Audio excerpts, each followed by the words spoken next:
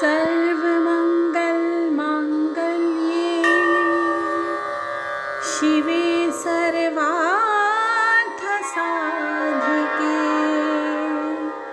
शरण्ये त्र्यम्बके गौरी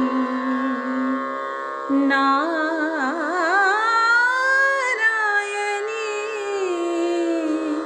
नमोस्तुते।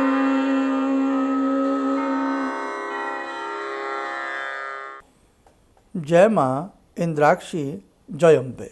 इंद्राक्षी धाम में दर्शकों आप सभी का हम हार्दिक स्वागत करते हैं। 22 सितंबर का प्रथम नवरात्र है और ये नवरात्र शारदीय नवरात्र कहलाते हैं। एक बासंतिक होते हैं जो चैत्र में आते हैं, ये शारदीय नवरात्र हैं। शारदीय नवरात्र अपने आप में बहुत ही महत्वपूर्ण होते हैं। तो ध्यान से बहुत अच्छे से इस बार शारदीय नवरात्र की हमें जगत जननी जगदम्बा की पूजा करनी है। इस अंक में हम बहुत सारी जानकारी आपको पूजन के विषय में, घट स्थापना के विषय में, शुभ मुहूर्त कितने बजे हम पूजन प्रारंभ करें, घट स्थापना करें, सारी जानकारी आपको इस अंक में मिलने वाली है। जगत जननी का ध्यान करते हुए आइए ये अंक प्रारंभ करते हैं। ओम सर्वमंगल मांगल्ये शिवे सर्वार्थ साधिके शरण्ये त्र्यंबके गौरी नारायणी नमोस्तुते। भगवती जगत जननी की कृपा सभी साधकों के ऊपर बरसे, सभी बहुत अच्छे से भगवती की पूजा करें। हम ऐसा जगत जननी से आप सबके लिए प्रार्थना करते हैं। तो सामग्री के बारे में हमने पहले से आपको बता दिया था कि सारी सामग्री आप अपने पास पूजन की जो है अच्छे से ले लें। 21 सितंबर का आंशिक सूर्य ग्रहण भारत में दृश्यमान नहीं है। किसी भी तरह से कोई मन में वहम न लाएं। जो भी पूजन की सामग्री आदि आपको बाज़ार से लेनी है आप अच्छे से ले सकते हैं। अब हम सबसे पहले आपको यहाँ दुर्गा सप्तशती में से कैसे कैसे पाठ प्रारंभ करते हैं वो आपको नोट डाउन करा देते हैं। उसके बाद फिर सरल सी विधि पूजन की आपको बताएंगे ताकि आप प्रथम नवरात्र में सुंदर तरीके से, आसान तरीके से पूजा को कर सकें। ठीक है, तो सबसे पहले आपके पास दुर्गा सप्तशती जो आप अनुपम ग्रंथ लाए होंगे, ये अनेकों भाषाओं में आता है। आपने वो खोल लीजिए आप जिन जिनके पास ग्रंथ है। और ग्रंथ को कभी भी ज़मीन पर नहीं रखना, हाथों में नहीं रखना। इसे किसी अच्छे से चौकी पे के ऊपर रखा जाता है या बुक स्टैंड में रख करके इसको आप बहुत सम्मान के साथ इसका पाठ करें। दुर्गा सप्तशती में सबसे पहले इसकी विशेष सूची में आप लोग आ जाएं। विशेष सूची में इसमें लिखा है नंबर 3 पर पाठ विधि। आप पाठ विधि में जब जाएंगे तो पाठ विधि में शापोद्धार के आपको 3 मंत्र मिलेंगे। अभी आप ये सोचेंगे हमने आचमन नहीं किया, पवित्रीकरण नहीं किया, वो सारा मैं बाद में समझाऊंगा। पहले आप इस ग्रंथ के हिसाब से पाठ क्या क्या करना है वो समझ लें आप।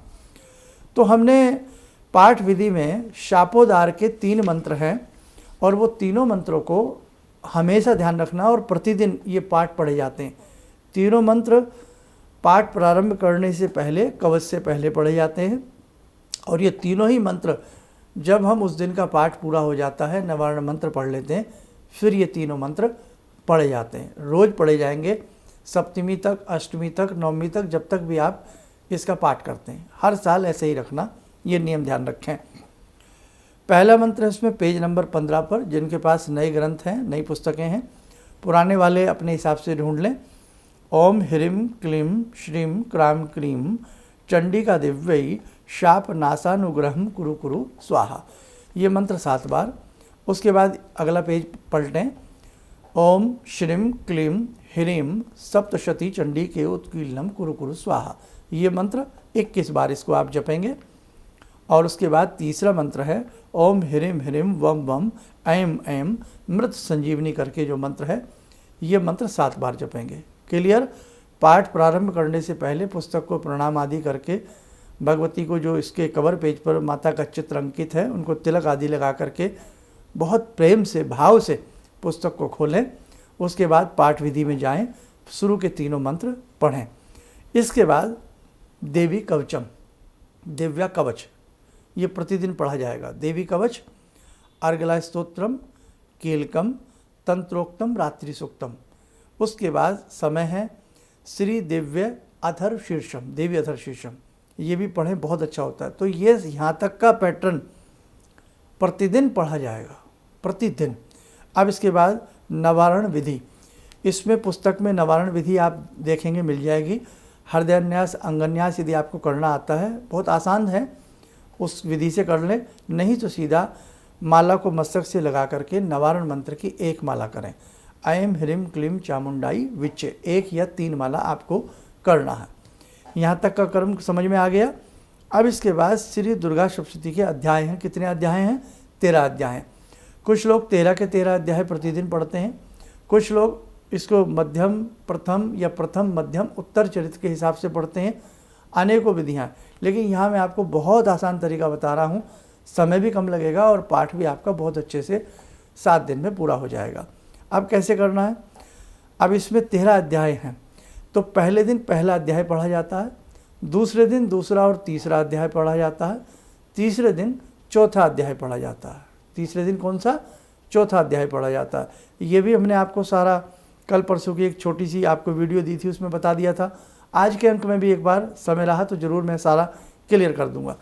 तो जैसे 22 तारीख को पहला नवरात्रा है, तो आपने ऊपर की सारी चीज़ें कर ली। अब आज प्रथम अध्याय आप लोग पढ़ेंगे, पहला अध्याय। पहला अध्याय पढ़ते ही फिर आपको नवारण मंत्र की 1 माला या 3 माला करनी है। यानी कि पहला अध्याय पढ़ा, ऐसे अगले दिन दूसरा तीसरा अध्याय पढ़ा, तो शुरू में भी नवारण मंत्र और बाद में भी नवारण मंत्र 1 या 3 माला हमें प्रतिदिन करनी होती है। अब इसके बाद इसमें आ जाइए तंत्रोक्त देवी सूक्तम। अगला पेज खोल लिया है हमने उसका विषय सूची का। तंत्रोक्त देवी सूक्तम पर मार्किंग कर लें, ये पढ़ना है। अब इसके बाद ध्यान से आप देखिएगा, इसमें 3 रहस्य हैं। तो तीनों रहस्य वो लोग पढ़ते हैं पहले दिन, जो पहले दिन 13 के 13 अध्याय पढ़ते हैं, उनके लिए ज़रूरी होता है। और जो सुबह शाम दोपहर 3 अध्याय पढ़ते हैं, तो लास्ट वाले तीसरे अध्याय में ये तीनों रहस्य पढ़ने आवश्यक होते हैं। लेकिन जो लोग हमारी विधि से पढ़ रहे हैं, वो क्या करेंगे? वो ये तीनों रहस्य 7वें दिन पढ़ेंगे। अभी नहीं, मैं डे टू डे आपके साथ बना रहूँगा और आपको बताता रहूँगा। अभी तीनों रहस्य नहीं पढ़ने हैं। तंत्रोक्त देवी सूक्तम पर मार्किंग करें। इसके बाद समय है, दुर्गा जी के 32 नाम पढ़ें, बहुत अच्छा है। सिद्ध कुंजी का स्तोत्रम पढ़ें। और जो प्रतिदिन दुर्गा जी के 108 नाम भी ऐड डाउन कर रहे हैं, पढ़ रहे हैं, तो भले ही फिर सिद्ध कुंजी का ये 32 नाम भले ही ना पढ़ें, क्योंकि फिर आपने 108 नाम पढ़ लिए हैं। सिद्ध कुंजी का स्तोत्रम आपने पढ़ लिया और उसके बाद भगवती देवी जी की आरती कर लें। आरती के बाद क्षमा प्रार्थना कर लें। अब एक चीज़ ध्यान आ रही है, क्या छूटी है? एक चीज़ छूट गई है। जब हमने पाठ से पहले निवारण करा, पाठ के बाद निवारण मंत्र पढ़ा, तो तुरंत वो तीनों मंत्र जो शापोदार के मंत्र हैं, जो शुरू में ही पाठ विधि में हमने शापोदार के लिए 3 मंत्र पढ़े थे ना, वो निवारण मंत्र की माला के तुरंत बाद हमें पढ़ लेनी चाहिए। अगर भूल भी जाएं तो आरती से पहले वो तीनों मंत्र बेटा पढ़ लेना, कोई दिक्कत नहीं है। तो ये प्रतिदिन का आपका क्रम बन गया पूजन का। अब इसमें ध्यान रखें, जो शुरू की चीज़ें हैं, कवच, अर्गला, कीलक, सूक्त, देवी अथर्वशीर्षम, निवारण मंत्र, ये रोज जुगेतु पढ़े जाएंगे। उसके बाद फिर निवारण मंत्र, शापोदार के 3-3 मंत्र शुरू में और लास्ट में। उसके बाद फिर तीनों रहस्य अभी नहीं, सप्तमी में पढ़ेंगे। और उसके बाद सिद्ध कुंजी का पढ़ते हैं, 32 नाम पढ़ते हैं, 108 नाम पढ़ते हैं, आरती और क्षमा प्रार्थना। ये प्रतिदिन का आपका क्रम रहेगा और बहुत सुंदर तरीके से भगवती को प्रणाम करके हृदय से करिएगा। और दिन में चलते फिरते उठते बैठते निवारण मंत्र का जप रखिएगा, या निवारण के साथ साथ ओम दुर्गाई नमः, ओम दुर्गाई नमः, या दुर्गा दुर्गा दुर्गा दुर्गा जपा जप, नाम जपते रहना बेटे, बहुत अच्छा आनंद आएगा। अब हमें क्या करना है? अब यहाँ हम आपको समझाते हैं हमने पूजन कैसे प्रारंभ करना है। तो सबसे पहले तो 22 सितंबर को घट स्थापना का क्या समय है, आप लोग नोट कर लें, नोट करें। घट स्थापना का जो समय है, यानी कि कलश स्थापना का जो समय है, पूजन प्रारंभ करने का जो समय है, सुबह के 6 बजे से लेकर के 7:30 बजे तक है। ये जो समय है ये अमृत योग है। उसके बाद दूसरा समय है सुबह के 9 बजे से लेकर के 10:30 बजे तक का समय है, ये भी शुभ योग है। तो जो बहुत सुबह ना कर पाएँ, 9 से 10:30 के बीच में कर लें।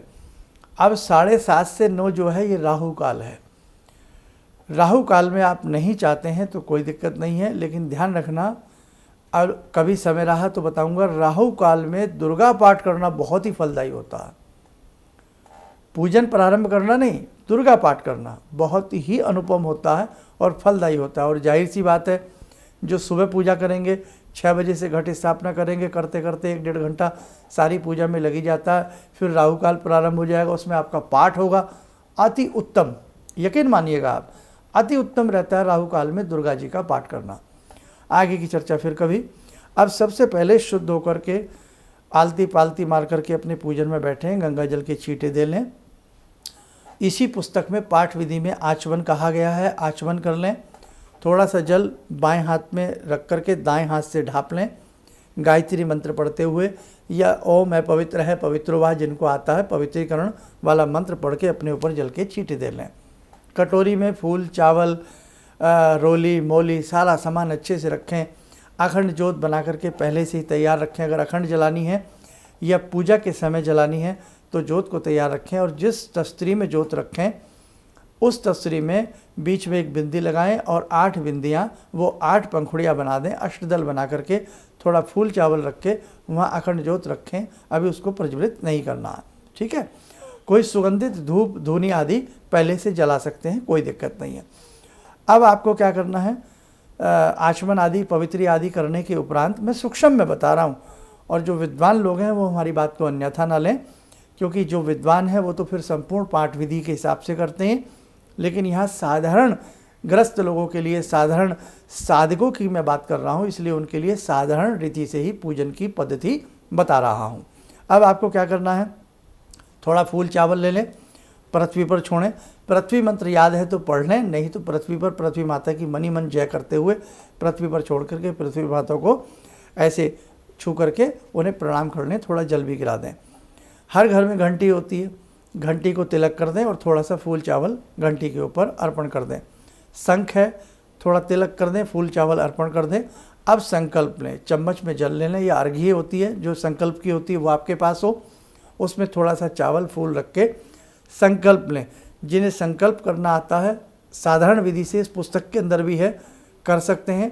नहीं तो फिर मन ही मन संकल्प यही लेना है कि आज ये तिथि है, यानी कि प्रतिपदा तिथि है, शारदीय नवरात्र हैं, और हे जगत जननी, हे भगवती शैलपुत्री, हे महाकाली, हे महासरस्वती, हे महालक्ष्मी, आपकी कृपा से हम आपकी यानी कि आपकी कृपा से, आपकी छत्र छाया में हम ये नवरात्र कर्म कर रहे हैं, और आप बस हमसे प्रसन्न रहें, बस यही हमारा संकल्प है। ऐसा सिंपल भाव, या जो भी आपके मन में भाव आए, अपना नाम गोत्र आदि बोलते हुए संकल्प जल यहीं किसी कटोरी में थोड़ा छोड़ दें। उसके बाद संकल्प आपने कर लिया, हाथ धुल लें। अब आपको संकल्प करने के बाद क्या करना है, दीप पूजन कर लें। जो दीपक आपने जलाया है, चाहे संकल्प से पहले दीप पूजन कर लें या बाद में कर लें। दीप जो आपने अखंड करना है, अखंड दीप कैसे जलता है उसकी विधि हमने एक छोटी सी वीडियो में बताई है, वहाँ से आप देख लेना, क्योंकि इस कार्यक्रम में सारी बातें बता पाना संभव नहीं होगा, बहुत बड़ा कार्यक्रम हो जाएगा। दीप को प्रज्वलित कर लें, गायत्री मंत्र पढ़ते हुए या दुर्गा मंत्र पढ़ते हुए या दुर्गा दुर्गा बोलते हुए या शततई नमः बोलते हुए, जो भी आपको अच्छा लगे। नहीं तो कुछ भी नहीं है, दुर्गा दुर्गा बोलते हुए दीप को आप प्रज्वलित कर लें। और जिस समय घंटी शंख का पूजन किया है उसके बाद चाहे आप दीप का पूजन कर सकते हैं, कोई दिक्कत नहीं है। हल्की सी तिलक लगा दें, थोड़ा फूल चावल चढ़ा दें, कोई मिष्ठान हो या कोई किशमिश आदि हो, वहाँ दीप को चढ़ा दें। और दीप माता को प्रणाम करते हुए ये सोचें, जिन्होंने अखंड दीप जलाया है या पूजा से पूजा के समय वो दीप जलाते हैं, कि हे भगवती, इस ज्योति रूप में आप हमारे घर में पधारें, हमें शुभ आशीष दें, हमें आशीर्वाद दें और ऐसी शक्ति दें कि आपकी कृपा से हमारा पाठ बहुत अच्छे से संपन्न हो जाए। भगवान श्री राम ने आपको पूजा है, भगवान श्री कृष्ण ने आपको पूजा है, समय समय पर देवों ने, असुरों ने, सभी ने आपकी पूजा की है, बड़े बड़े ऋषियों ने, मुनियों ने आपकी पूजा की है। हे जगत जननी, हे जगदम्बा, हमारे ऊपर भी कृपा करें कि हम भी आपकी पूजा कर सकें। ऐसे विनीत भाव से बेटे, अखंड जोत जलानी है तो अखंड के रूप में मन में धारण कर लेना, और पूजा के समय जलानी है तो ऐसा भाव ला करके दीप को प्रज्वलित कर लें। सभी के घर में गणपति हैं, अब प्रथम पूजनीय गणपति हैं, तो भगवान श्री गणपति को भी वही पंचोपचार पूजन, तिलक लगा में फूल चावल आदि चढ़ा करके धूप दीप आदि, अब दीप आपका जली गया है, धूप दीप आदि भगवान श्री गणपति को अर्पण कर दें। कोई मिष्ठान आदि भी चढ़ा दें। इसके बाद बेटा आपको क्या करना है, कलश की स्थापना करनी है। ध्यान रखना, कलश हमेशा अपने बाईं साइड में स्थापित किया जाता है और भगवती के राइट साइड में आ जाता है। कलश हमने पहले से बताया था, मिट्टी का या किसी धातु का कलश अच्छे से रखें। उस कलश इतना बड़ा होना चाहिए जिसमें 2 लीटर, 2.25 लीटर, 2.5 लीटर जल आ सके। कलश का जो ऊपर का मुंह होता है उसमें नया धागा बांध दें। कलश के बीच में कहीं ना कहीं स्वास्तिक बना दें और कलश के अंदर थोड़ा फूल, थोड़ा चावल, चांदी का सिक्का है तो चांदी का सिक्का, सुपारी, गंगा जल, पान का पत्ता आदि कलश के अंदर डाल करके, गंगा जल आदि डाल करके और उसमें आम के पत्तों की टहनी लगा करके आप जो हैं एक नारियल जो होता है उसको ऊर्ध्वगामी रूप में रख करके या ऐसे लेटा करके उसको आप आराम से रख दें। ठीक है, आपने कलश स्थापन कर दिया, उसमें नारियल की स्थापना कर दी।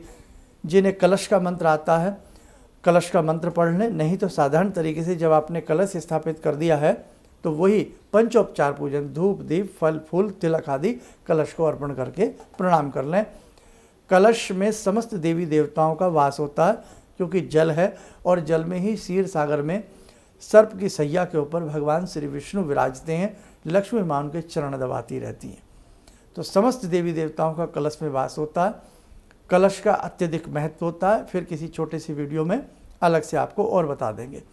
अब आपने कलश की स्थापना कर दी और कलश की स्थापना के साथ साथ जो आपने खेतरी बीजनी है तो कुछ लोग तो खेतरी के बीच में ही कलश को रख देते हैं, नहीं तो फिर अलग से किसी बर्तन में आप जो खेतरी आपने बोई है उस खेतरी को बो करके उस पर भी थोड़ा गंगा जल का छींटा मार दें और उसमें भी थोड़ा फूल चावल चढ़ा करके प्रणाम कर लें। ओके, यहाँ तक समझ में आ गया। अब आपको नवग्रहों का पूजन करना है। पान का पत्ता ले लें या किसी तस्तरी में 9 बिंदियाँ लगा लें आप, 9 बिंदी, 1 2 3, 1 2 3, 1 2 3 ऐसे। ठीक, बीच वाली बिंदी को सूर्य समझें। अब आपने थोड़ा फूल चावल लेकर के नवग्रहों का ध्यान करके ओम सूर्याय नमः चढ़ा दीजिए फूल चावल। फिर ऐसे ही सूर्य के बाद क्या, चंद्र, ओम चंद्राय नमः, ओम मंगलाय नमः, ओम बुधाय नमः, ओम गुरुवे नमः, ओम शुक्राय नमः, ओम शनय नमः, ओम राहेवे नमः, ओम केतवे नमः। 9 के 9 ग्रहों को नाम से फूल चावल चढ़ा करके प्रणाम कर लें। जिन्हें आता है ब्रह्मा मुरारी स्पांतकारी भानु शशि भूमि सूतो बुधश्च गुरुश्च शुक्र शनि राहु केतवा सर्वे ग्रह शांति करा भवंतु पढ़ लें, नहीं तो 9 के 9 ग्रहों को प्रणाम आप कर लीजिएगा। भाव से भक्ति होती है, समझ गए। अब आपने नवग्रह आदि का पूजन कर लिया। अब गुरु का पूजन। गुरु व्यक्ति नहीं, गुरु महाशक्ति होती है। तो जहाँ जहाँ आपने अपने गुरु धारण किए हों अपने गुरु महाराज को आवाहित कीजिए कि हे गुरु महाराज, सूक्ष्म सत्ता से आप हमारे घर में पधारें, हमें आशीष दें कि आपकी कृपा से हमारा पूजन बहुत अच्छे से हो जाए, जगत जननी हमसे प्रसन्न बनी रहें।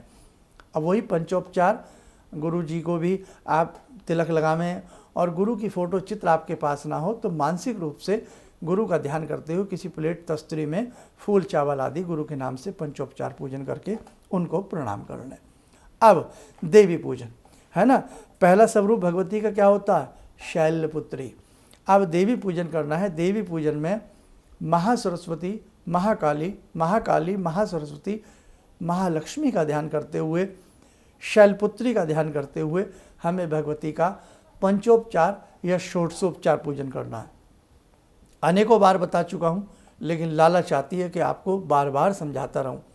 सारा सामान हमारे पास रखा है। सबसे पहले भगवती को बैठने के लिए फूल का आसन दिया जाता है। जैसे मेहमान घर में आता है उसको चेयर, कुर्सी, मूढ़ा सोफ़ा दिया जाता है बैठने के लिए, ऐसे ही भगवान को हमने पुकारा है, उनका ध्यान किया है, तो पहले उनका आवाहन करें। भगवती का आवाहन का मंत्र आपको नहीं आता है तो वैसे ही मन ही मन थोड़ी देर भगवती के 1-2 मंत्र पढ़ लें। सर्वमंगल मांगल्य पढ़ लें, या देवी सर्वभूतेषु मातृरूपेण संस्थिता, इस प्रकार से पढ़कर या मन में ध्यान करें, हे जगत जननी आप आइए, आप इस दास के घर में, दासी के घर में आप पधारिएगा, मैं आपके चरण पखाड़ना चाहता हूँ, मैं आपकी पूजा करना चाहता हूँ, है ना।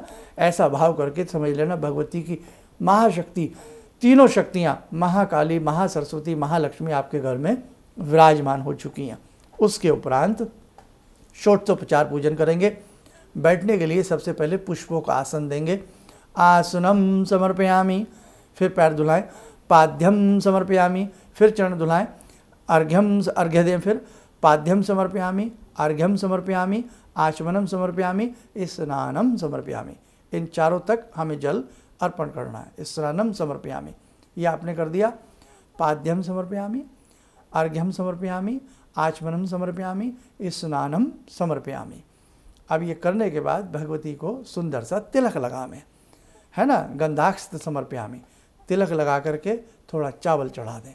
फिर पुष्पाणि समर्पयामि, फूल चढ़ाएं, सुंदर से ताजे से महकते फूलों में पुष्पाणि समर्पयामि। पुष्प माला बना रखी हो भगवती के लिए तो पुष्प मालिन्य समर्पयामि। आप ऐसे भी बोल सकते हैं कि भगवती को मैं माला अर्पण करता हूँ, मैं फूल चढ़ाता हूँ, मैं चावल चढ़ाता हूँ, ऐसे भी बोल सकते हैं मनी मन। तो आपने फूलों की माला भगवती को चढ़ा दी। अब क्या, दीपम दृश्यामि, जो अखंड जो जली है उसी से इशारा कर दें, दीपम दृश्यामि। थोड़ी सी सुगंधित धूप जला रखी हो तो धूपम आग्रपयामि। अब मिष्ठान, मीठा, है ना, और जैसे पहले दिन गोघृत लगता है भगवती को, दूध का भोग लगता है, या खोए से कोई बनी मिठाई हो या ड्राई फ्रूट हो, जो भी आप लगाना चाहें, फल वगैरह के साथ नैवेद्यम निवेदयामि। फल है कोई धो करके पहले से रखें, ऋतु फलानी समर्पयामि। आपने फल चढ़ा दिया, ऋतु फल चढ़ा दिया। अब आपने 5 सुपारी, है ना। और हाँ, एक चीज़ हम भूल गए, स्नान के जब स्नान आदि करा दिया तो भगवती को आप वस्त्रम समर्पयामि करा दें। वस्त्रम समर्पयामि, यज्ञोपवीतम समर्पयामि। इसके बाद दीपम दृश्यामि, धूपम दृश्यामि, इस प्रकार से आप कर दीजिएगा। दीपम दृश्यामि, धूपम आग्रपयामि, नैवेद्य मीठा, नैवेद्यम निवेदयामि। और नैवेद्य के बाद जैसे आपने कोई फल है, जैसे अभी आपको बताया हमने कि ऋतु फलानी समर्पयामि, वो सारा आप अच्छे से सुंदर तरीके से भाव से चढ़ा दीजिएगा। 5 सुपारी ले लीजिएगा। तांबुल पूंगी फलानी बोला जाता है, नहीं तो आप 5 सुपारी भी बोल सकते हैं। 5 सुपारी या तांबुल पूंगी फलानी समर्पयामि। द्रव दक्षिणाम समर्पयामि, थोड़ा कोई दक्षिणा ले सकते हैं। वैसे तो भगवती को हम क्या चढ़ाएंगे, सब कुछ उनका, आप उसके स्थान पर भी फूल चावल ले लें तो बेहतर है। द्रव दक्षिणाम समर्पयामि, फूल चावल चढ़ा दें बेटा। और उसके बाद आपने क्या करना है, फिर हाथ में पुनः चावल ले लें। सर्वा अभावे अक्षतान समर्पयामि, कि कोई भी मुझसे भूल चूक हो गई हो, समस्त प्रकार का कोई भी मुझसे अभाव रहा हो, तो उस अभाव में हे भगवती मैं आपको ये चावल अर्पण करता हूँ। सर्वा अभावे अक्षतान समर्पयामि, ततो नमस्कारम करोमि। बस ऐसे भगवती को आप प्रणाम कर लें, प्रार्थना कर लें, और ये आपका सूक्ष्म तरीके से षोडशोपचार पूजन हुआ। और यदि ऐसा आपसे ना बन सके तो बेटा वैसे ही मन से तिलक लगा देना, फूल चावल अर्पण कर देना, धूप दीप अर्पण कर देना, फल आदि चढ़ा देना, पान का पत्ता सुपारी आदि भगवती को अर्पण कर देना। यह मीठा पान भी भगवती को अर्पण कर सकते हो। यह साधारण तरीका होता है बेटा, है ना। और अब आपने भगवती का सारा पूजन आदि कर लिया, प्रणाम कर लिया। इसके बाद स्वस्ति वाचन कुछ लोग पहले भी पढ़ लेते हैं और हम कहते हैं बाद में भी पढ़ लो तो बहुत अच्छा है, क्योंकि अब विघ्नहर्ता से हम प्रार्थना कर रहे हैं गणपति से कि हमारे पूजन में कोई विघ्न ना आए। ठीक, तो स्वस्ति वाचन के लिए सबके हाथ पे फूल चावल दे दो परिवार के लोगों के। हरि ओम गणानाथ वा गणपति आता है तो पढ़ लीजिए, नहीं तो फिर ऐसे ही मन में भगवान श्री गणपति का ध्यान करते हुए ओम गणपति नमः बोलते हुए थोड़ा सा फूल चावल सभी के हाथ में दे करके भगवान श्री गणपति को अर्पण कर दें। ये हुआ सूक्ष्म तरीके से आपका पूजन। देखो बेटा, मुझे बताने में भी समय लग रहा है और मैं भी प्रयास कर रहा हूँ कि कुछ भूल ना जाऊँ, तो आपको बाद में अच्छे से नोट डाउन कर लेना आप एक एक बात को। आपको कोई ज़्यादा समय नहीं लगेगा, आप आराम से कर लोगे। 20-25 मिनट में, 15-20 मिनट में सारा पूजन सुंदर तरीके से आपका हो जाएगा। अब भगवती का पूजन आदि करने के उपरांत कोई मंगल, भगवती की आपको स्तुति आती है या कोई गायन आता है, वो थोड़ा सा मंत्रों को पढ़ सकते हैं, कोई स्तुति आदि कर सकते हैं। उसके बाद फिर बेटा आपको क्या करना है, पाठ प्रारंभ करना है। जैसे जैसे शुरू में पाठ विधि बताई थी ना, अब उसी प्रकार से अपनी पुस्तक को ले लें, ग्रंथ को प्रणाम करें और अपना पाठ प्रारंभ कर दें। ये यहाँ तक बात है। अब हम आपको बता देते हैं कि पहले दिन कौन सा पाठ किया जाता है, दूसरे दिन कौन सा किया जाता है। और यहाँ तृतीया तिथि में, तृतीया तिथि 2 मिल रही हैं, तो उसमें हम क्या करेंगे आप ध्यान से सुनें। प्रथम नवरात्र में प्रथम अध्याय पढ़ें, दूसरे नवरात्र में दूसरा और तीसरा अध्याय पढ़ें, तीसरे नवरात्र में चौथा अध्याय पढ़ें। हमें तृतीया तिथि 2 मिल रही हैं, उसके बारे में बाद में समझाऊंगा। चौथे नवरात्र में 5वां, 6वां, 7वां और 8वां अध्याय पढ़ें। 5वें नवरात्र में 9वां और 10वां अध्याय पढ़ें। 6ठे नवरात्र में 11वां अध्याय पढ़ें और 7वें नवरात्र में 12वां और 13वां अध्याय का पाठ करें। अब तृतीया तिथि 2 हैं, तो इसीलिए चौथा अध्याय पहली तृतीया में भी पढ़ लें और दूसरी तृतीया में भी इस बार पढ़ लें। आप लोग ऐसा कर लें और नवारण मंत्र अधिक से अधिक पढ़ने का प्रयास करें। दिन में चलते फिरते दुर्गा दुर्गा दुर्गा दुर्गा दुर्गा अपना अजप अजप के रूप में जपते रहें और हमारे सभी प्लेटफॉर्म पर, फेसबुक पर, इंस्टाग्राम पर और दोनों तीनों जो हमारे चैनल हैं उन्हें ध्यान से सुनते रहें, देखते रहें, ताकि आने वाले नवरात्र में प्रथम नवरात्र, द्वितीय नवरात्र, तृतीय नवरात्र, हर नवरात्र में हम अलग अलग तरीके से आपको जितना हो सकेगा सरल से सरल तरीके से हम आपको समझाने का प्रयास करेंगे। और समय कम है, आइए जगत जननी की प्रार्थना करते हैं। 2 मिनट के लिए आप हमारे संग जुड़ें। ॐ सिन्दूरारुण विग्रहां त्रिनयनां माणिक्यमूले स्फुरात् स्तारानायकशेखरं स्मितमुखी वापेन वक्षोरुवां पाणिभ्यामलपूर्णरत्नचषकां रत्नोत्परां बिभ्रति सौम्यां रत्नगटस्थरक्तचरणां ध्यायेत् पराम् अम्बिकां खड्गं चक्रगदेषु चापपरिगान् शूलम्बुशुण्डिं शिरा शङ्खं संदधतीं करे स्त्रीनयनां सर्वाङ्गभूषावृतां नीलास्मद्युतिमास्य पाददशकां सेवे महाकालिकां यामास्तो स्वपितैहरो कमलजो हन्तुं मधुं कैटवम् विद्युद्दाम समप्रभां मृगपते स्कन्दस्थितां भीषणां कन्या विहकरवालखेटविलसा धस्ताविरासेवितां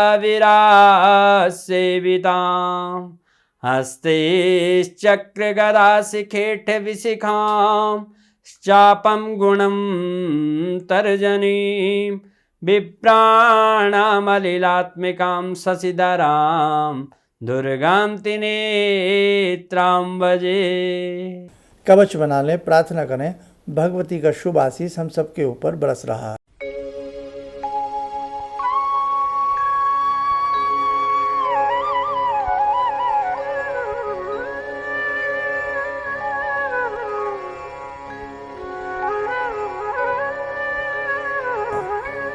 ओम बोलते हुए नेत्र खोलें, सामान्य हो जाए। देखो साधकों, हमसे भी कोई भूल चूक हो सकती है आपको समझाने में, उसके लिए क्षमा के प्रार्थी हैं। और बाकी प्रतिदिन के कार्यक्रम देखते रहिए, सारी जानकारी उस पर आपको मिलती रहेगी। आप स्वस्थ रहें, सुखी रहें। इन्हीं शुभकामनाओं के साथ हम अपनी वाणी को विराम देते हैं। जय जय अम्बे। भगवान से जुड़ो और भगवान से जुड़ने का जरिया आपने बताया, बहुत अच्छा लगा, बहुत धन्यवाद। और सनातन धर्म को जिंदा रखने के लिए आप जो प्रयास कर रहे हैं वो बहुत सराहनीय है। हम लोग को मौका मिला है, हम लोग भाग्यशाली हैं जो आपके करीब आने का हम लोग को मौका मिला है। किसी भी समस्या के समाधान के लिए मिले प्रसिद्ध हस्तरेखा एवं वास्तु विशेषज्ञ प्रोफेसर धर्मेंद्र शर्मा जी से। नोट: शिविर में भाग लेने हेतु एवं व्यक्तिगत रूप से मिलने के लिए कॉल करने का समय सुबह 10 बजे से शाम 6 बजे तक। हमारे विभिन्न ज्ञानवर्धक कार्यक्रम देखने के लिए आप हमें अभी सब्सक्राइब करें, बेल आइकन को प्रेस करें ताकि आप देख सकें हमारा कार्यक्रम सबसे पहले। और अधिक जानकारी के लिए फेसबुक पेज को लाइक करना न भूलें।